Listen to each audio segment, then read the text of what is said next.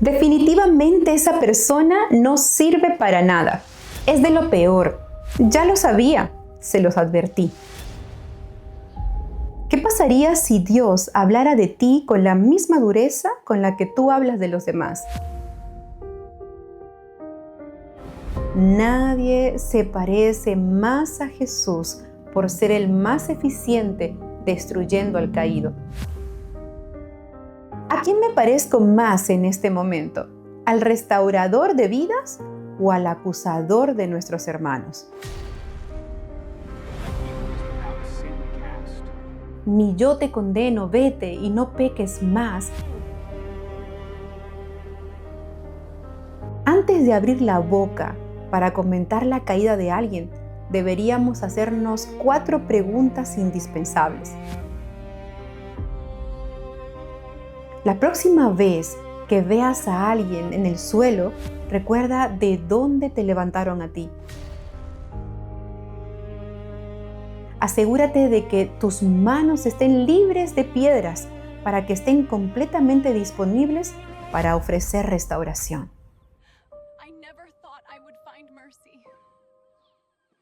Definitivamente esa persona no sirve para nada. Es de lo peor. Ya lo sabía, se los advertí. Qué rápido nos salen esas frases cuando alguien cae. Qué fácil es dictar sentencia cuando un tercero comete un error, se equivoca o queda expuesto a la vista de todos. Pero seamos honestos, esas nunca son las palabras que elegimos cuando los que tropezamos somos nosotros. Cuando soy yo quien falla, no digo que no sirvo para nada, digo que estoy pasando por una temporada difícil. Cuando cae el otro, asumimos que por fin se quitó la máscara. Pero cuando caemos nosotros, argumentamos que ese error no representa nuestra verdadera esencia. Para el otro exigimos consecuencias inmediatas. Para nosotros suplicamos misericordia. Y ahí es donde nos topamos con el espejo más incómodo de la vida. ¿Qué pasaría si Dios hablara de ti con la misma dureza con la que tú hablas de los demás? ¿Qué pasaría si el cielo resumiera toda tu existencia por tu peor día? O peor aún, si expusiera tus pensamientos más íntimos en las redes sociales. Quizás el problema real cuando alguien cae no es solo su error. Quizás la verdadera tragedia es que su caída revela lo implacable y poco misericordiosos que nos volvemos con el pecado que no es el nuestro. La caída del otro nunca nos deja neutrales. Cuando alguien comete un error grave, algo se desestabiliza en nuestro entorno. A veces experimentamos tristeza, decepción o un enojo genuino, pero si miramos en lo más profundo de nuestra mente, a veces aparece un sentimiento mucho más oscuro y silencioso, una especie de satisfacción que reprimimos. En el ambiente del comportamiento humano existe un término de origen alemán para esto, Schadenfreude, que describe ese alivio o placer secreto que experimentamos ante la desgracia ajena.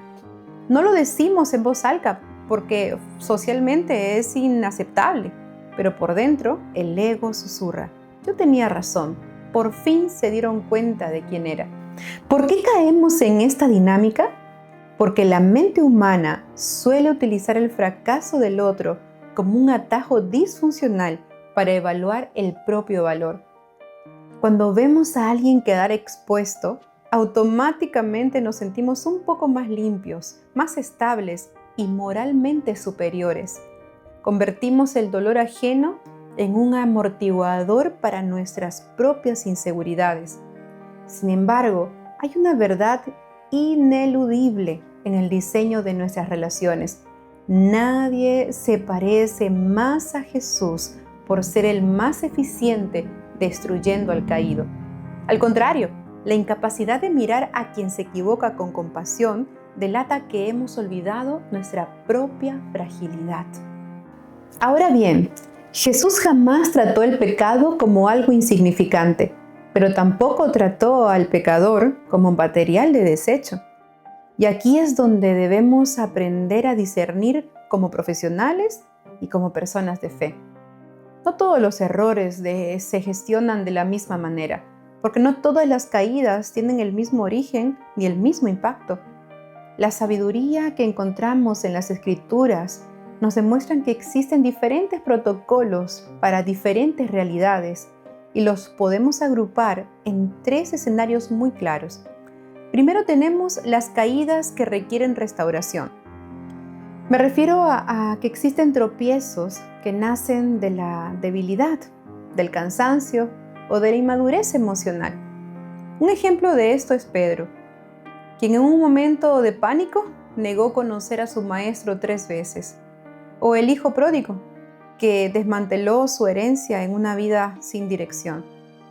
Frente a estas caídas, el enfoque que nos enseña la Biblia no es la lapidación pública. En Gálatas 6:1 se nos da una instrucción muy precisa: restauradle con espíritu de mansedumbre, considerándote a ti mismo, no sea que tú también seas tentado. Restaurar significa devolver la utilidad a algo que se rompió, no desecharlo. Cuando Jesús se encuentra con Pedro después de la resurrección, no convoca una reunión para humillarlo, ni le recuerda su cobardía. Lo lleva de vuelta al amor y le devuelve su propósito. En segundo lugar, tenemos las caídas que requieren confrontación y límites. Me explico. Hay otros escenarios donde el error es profundo, consciente y daña a terceros. Un caso emblemático es el del rey David con Betsabé, una dinámica de abuso de poder, engaño y conspiración para cometer un asesinato. Dios no maquilló la realidad de David. Envió al profeta Natán para confrontarlo de manera directa y firme. Pero nota el método. Natán no fue a divulgar el pecado por los pasillos del palacio para alimentar el morbo de la corte. Fue directamente el responsable para despertar su conciencia y detener el daño. En la consulta y en la vida aprendemos que confrontar con firmeza y establecer consecuencias claras no es lo opuesto al amor. De hecho, a veces es la forma más alta de misericordia para evitar que una persona termine de destruirse a sí misma. Y en tercer lugar están las situaciones que exigen justicia y protección. Y con esta debemos ser sumamente categóricos. La misericordia jamás debe utilizarse como un disfraz para la complicidad. Cuando nos enfrentamos a abusos físicos, violencia, explotación o delitos reales, el silencio no es una opción espiritual, es negligencia. Historias como las de Ananías y Zafira en el Nuevo Testamento nos demuestran que el engaño premeditado, la manipulación y la hipocresía sistemática reciben una frontera de juicio inmediato.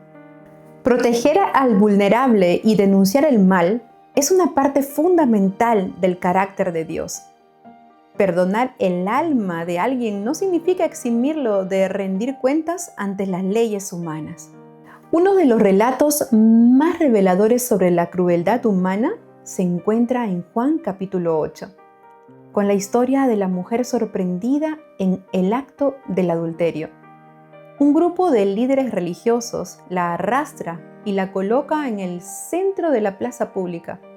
Si analizamos la dinámica social de ese momento, es evidente que a esos hombres no les interesaba la justicia ni la santidad del pueblo, y mucho menos la restauración de esa mujer. Ella era simplemente un instrumento, un cadáver moral que pretendían usar como una trampa para poder acorralar a Jesús. Querían un espectáculo que confirmara su propia rigidez. Hoy en día seguimos viendo la misma puesta en escena.